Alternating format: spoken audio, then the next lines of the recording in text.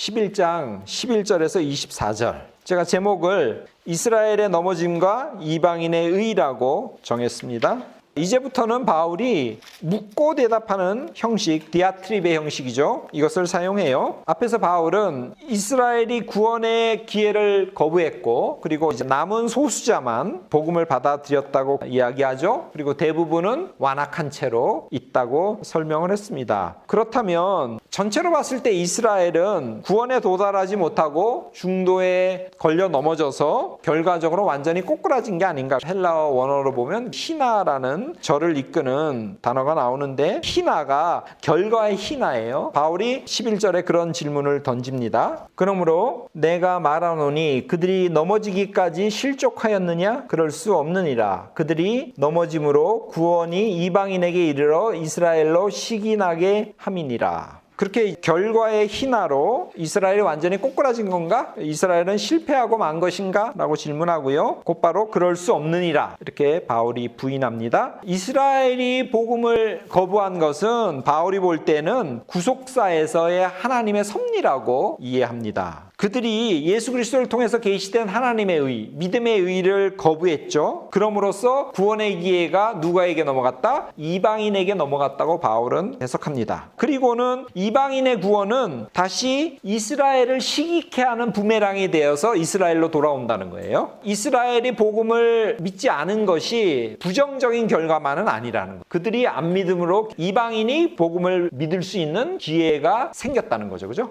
그 다음에 여기서 그들의 넘어짐으로라고 표현이 나오죠. 그들이 넘어짐으로 구원이 이방인에게 이르러 할 때 토파라토마티예요. 이것을 직역하면 그들이 범죄함으로 라고 해석할 수 있습니다. 여기서 범죄란 건 율법을 어겼다는 것보다는 복음을 받아들이지 않은 것으로 이해하면 될 것 같습니다. 이스라엘의 넘어짐, 즉 범죄함이죠. 복음을 받아들이지 않은 것. 그 결과로 이스라엘 대다수가 믿지 않게 되었죠. 그런 내용이 12절부터 나옵니다. 그들의 넘어짐이 세상의 풍성함이 되며 그들의 실패가 이방인의 풍성함이 되거든 하물며 그들의 충만함이리요. 이스라엘의 넘어짐, 파라프토마죠. 범죄라고 직역할 수 있는데, 이스라엘의 넘어짐, 즉 이스라엘의 대다수가 믿지 않음으로 인해서 지금 세상이 구원됐지 않습니까? 그 내용이 11절에 나왔죠. 그래서 그들의 실패는, 여기서 실패라는 게 헤테마라고 원어인데, 이것이 고린도전서 6장 9절에서는 허물로 번역돼 있어요. 그들의 실패가 이방인들이 구원받는 결실을 바울은 풍성함이라는 표현을 썼어요. 이스라엘의 불신앙이 세상에 유익을 끼쳤다는 거죠. 그러므로 만일 앞으로 이스라엘이 믿는다면 그들의 실족, 그들의 범죄함, 그들의 걸려 넘어짐이 이 세상에 풍성함을 가져왔다면 그들이 정말로 믿었을 때 이 세상에는 어떤 일이 일어나겠냐는 거예요. 어마어마한 일들이 일어날 거라고 바울은 이야기를 하는 거죠. 그러면서 하물며 그들의 충만함이리요 라고 얘기해요. 자, 그럼 어떤 일이 벌어질지 계속 봅시다. 자, 13절 14절.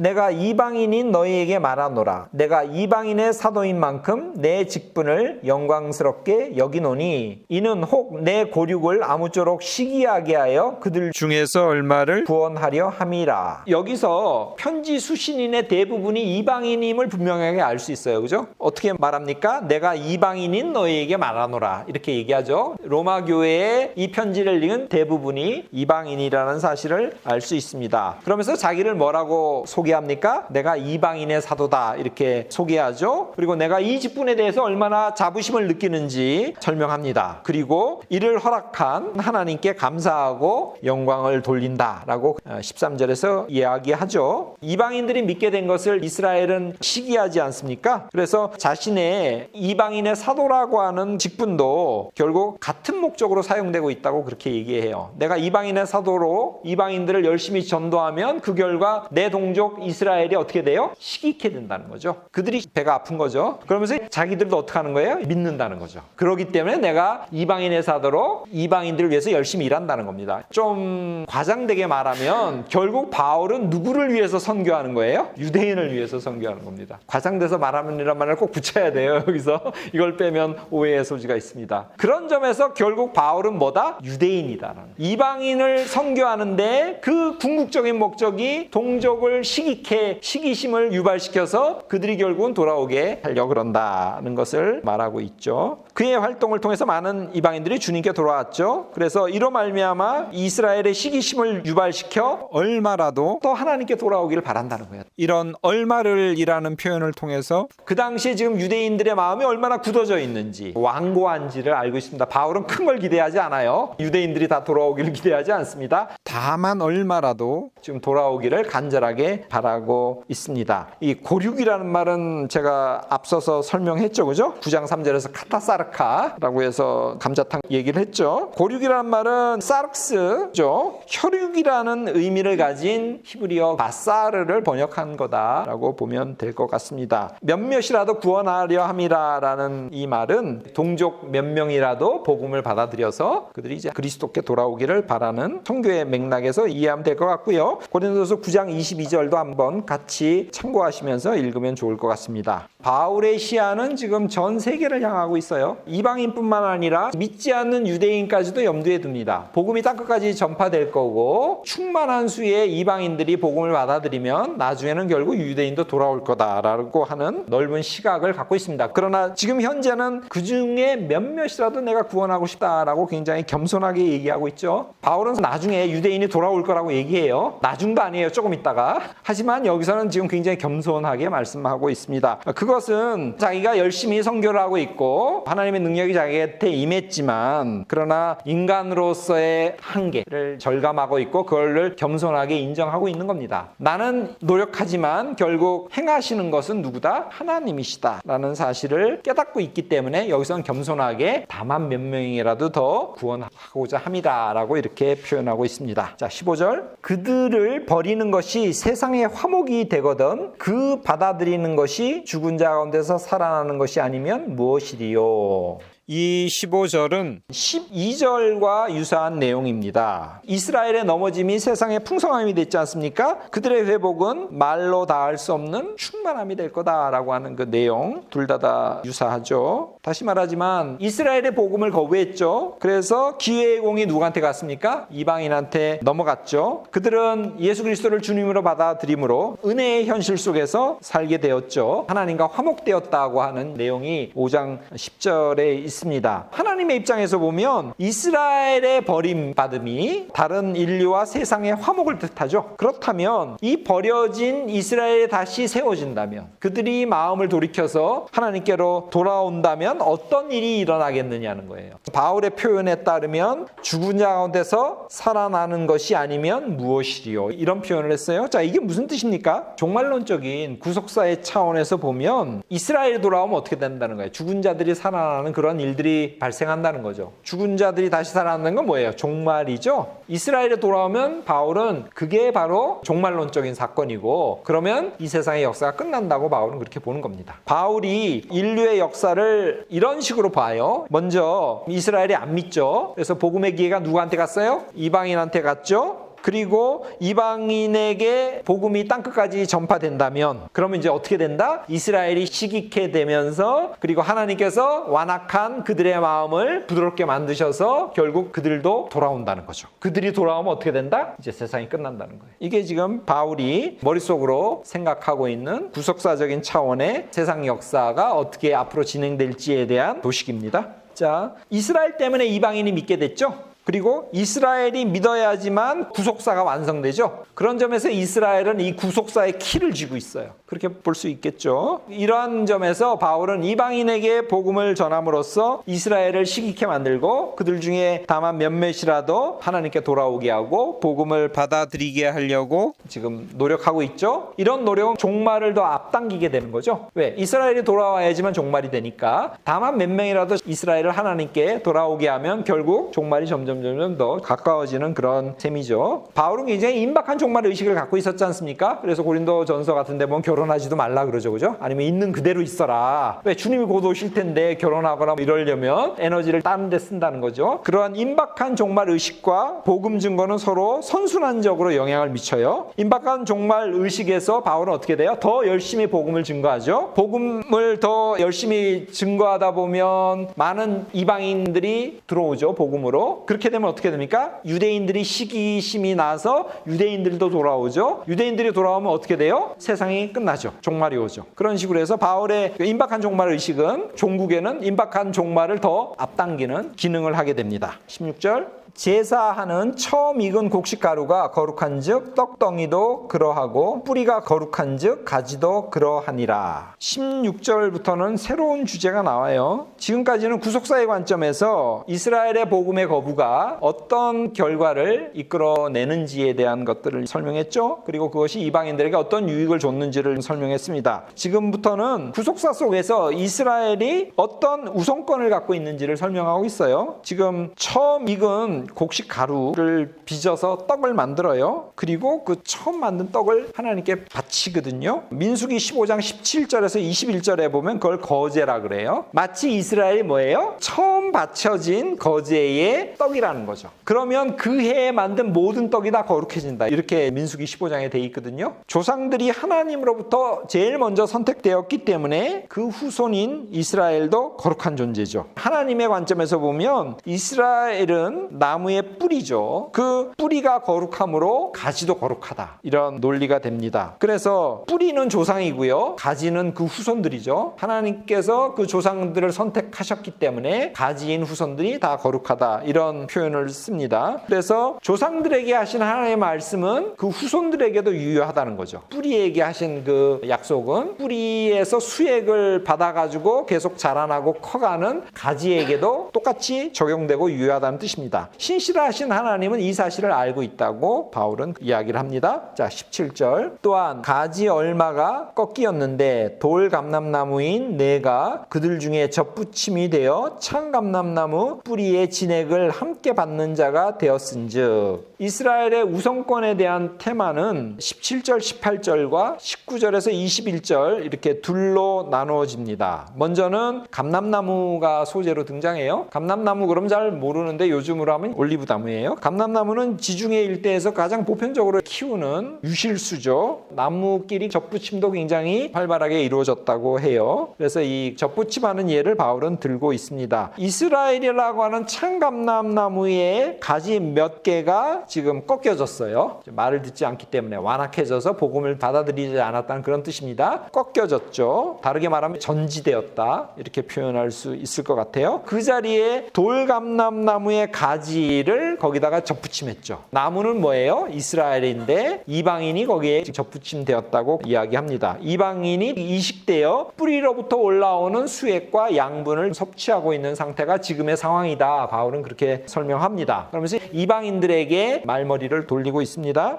18절. 그 가지들을 향하여 자랑하지 말라. 자랑할지라도 내가 뿌리를 보존하는 것이 아니요 뿌리가 너를 보존하는 것이니라. 그 상황에서 돌감람나무 가지들은 자랑할 게 없죠. 왜냐하면 수액을 누구로부터 받기 때문에 뿌리로부터 받고 있기 때문에 그렇습니다. 이스라엘이라고 하는 일부의 가지가 지금 꺾여진 상황 속에 대신 접붙임을 당한 입장이지 않습니까? 생명의 원천은 이스라엘이라고 하는 조상이라고 하는 그 뿌리에 있죠. 그렇기 때문에 너는 자랑할 것이 전혀 없죠. 그냥 어부지리로 기회를 차지한 것에 불과합니다. 가지는 수혜자죠. 그죠? 수혜를 베푸는 수여자가 아니죠. 그래서 바울은 이방 기독교인이라는 것이 뭐냐? 조상들부터 시작된 구약의 역사, 거기서 일구어진 유대인의 영적 유산의 혜택을 지금 보고 있는 존재이다. 그 영적 유산에 힘입어서 너희들이 지금 성장 발전하고 있다는 거죠. 그렇기 때문에 너희들이 잘나서 뭐가 이렇게 되는 게 아니라는 거. 그러니까 너희들은 자랑할 자격이 없다는 것을 이야기하죠. 자, 19절에서 21절. 그러면 내 말이 가지들이 꺾인 것은 나로 접붙임을 받게 하려 함이라 하리니 옳도다. 그들은 믿지 아니함으로 꺾이고 너는 믿음으로 섰느니라. 높은 마음을 품지 말고 도리어 두려워하라.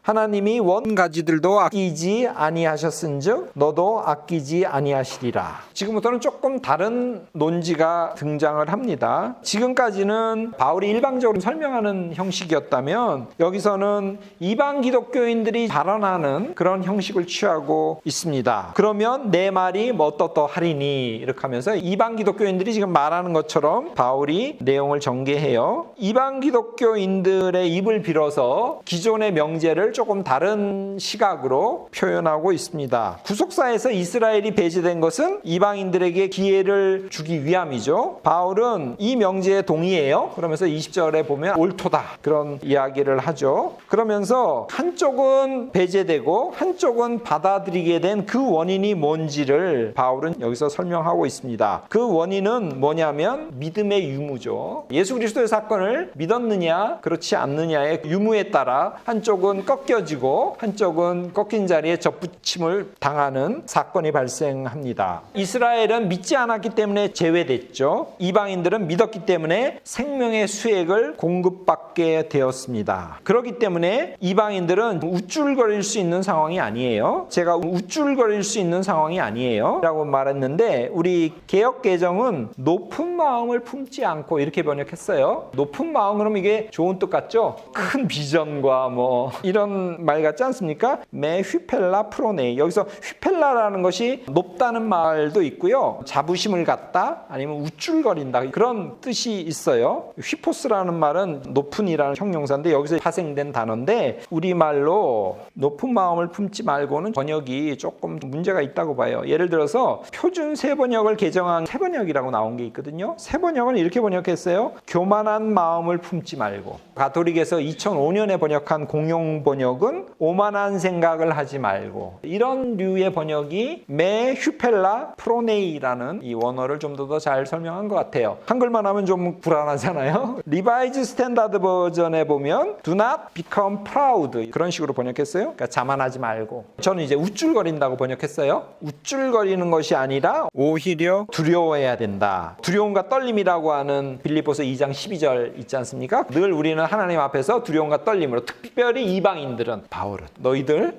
돌감람나무인 주제에 뭐 잘났다고 우쭐하느냐 이거죠. 그러면서 21절에 가르라고 하는 이유를 나타내는 불변사가 나와요. 왜냐하면 원가지도 문제가 있으면 하나님께서 가차없이 쳐버리죠. 접붙여진 가지는 말할 것도 없죠. 그렇기 때문에 자신이 서 있다고 생각하는 사람은 항상 넘어질까 조심해야 되죠. 고린도전서 10장 12절에 그런 표현이 나와요. 그리고 구원의 기준인 믿음의 관점에서 볼 때 과연 우리가 올바르게 하나님과 동행하는 삶을 사는지 항상 내 자신을 돌아보고 점검해야 됩니다. 고린도후서 13장 5절에 그런 말이 나와요. 자, 22절. 그러므로 하나님의 인자하심과 준엄하심을 보라. 넘어지는 자들에게는 준엄하심이 있으니 너희가 만일 하나님의 인자하심에 머물러 있으면 그 인자가 너희에게 있으리라. 그렇지 않으면 너도 찍히는 바 되리라. 22절부터 24절은 이 단락의 결론부에 해당돼요. 이방 기독교인에게 주는 경고입니다. 그러므로 어쩌고저쩌고 보라 이렇게 이야기하죠. 하나님께서는 인자를 베풀기 원하시는 자들에게는 인자를 베풀고 심판을 베풀기를 원하는 자들에게는 준엄함으로 대하시죠.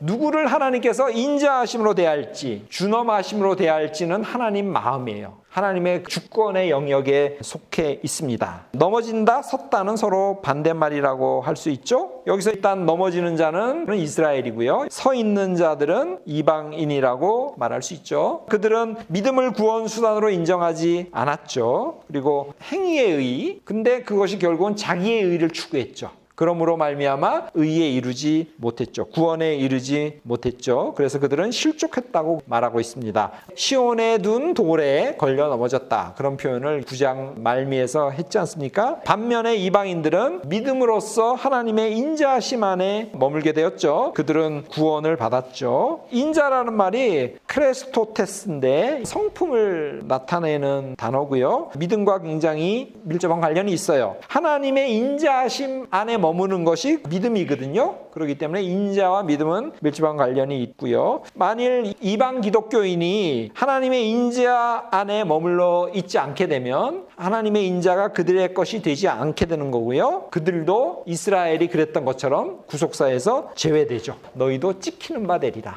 자, 23절. 그들도 믿지 아니하는데 머무르지 아니하면 접붙임을 받으리니 이는 그들을 접붙이실 능력이 하나님께 있습니다. 지금 이스라엘에 대한 이야기예요. 그들은 어떤 상황에 있냐면 원줄기에서 꺾여 나간 상태죠. 그런데 하나님은 어떤 분이세요? 전지전능하신 분이에요. 전지전능하다는 말이 4장 21절 같은데 나옵니다. 능히 이루시는 분이죠. 그는 죽은 자를 살리시고 무에서 유를 창조하시는 분입니다. 4장 17절에 그런 내용이 나와요. 그렇기 때문에 만일 이스라엘이 믿음을 갖게 된다면 그들은 다시 원가지에 돌아올 수 있죠. 하나님의 전지전능하심 때문에 그렇습니다. 믿음을 그들이 갖게 된다면 그들도 뿌리로부터 올라오는 수액이라고 하는 양분을 공급받을 수 있게 됩니다. 즉 다시 구속사에 재편입될 수 있게 되죠. 그래서 여기서는 뭐라고 해요? 접붙임을 받으리라 이렇게 되죠. 자, 24절. 내가 원 돌 감람나무에서 찍힘을 받고 본성을 거슬러 좋은 감람나무에 접붙임을 받았으니 원가지인 이 사람들이야 얼마나 더 자기 감람나무에 접붙이심을 받으랴. 남의 살을 이식하면 이게 거부 반응이 있지 않습니까? 근데 내 살을 붙이면 아무 상관이 없죠. 그래서 수술하면 궁뎅이 살을 떼다가 어디다 붙이고 막 이러잖아요. 그죠?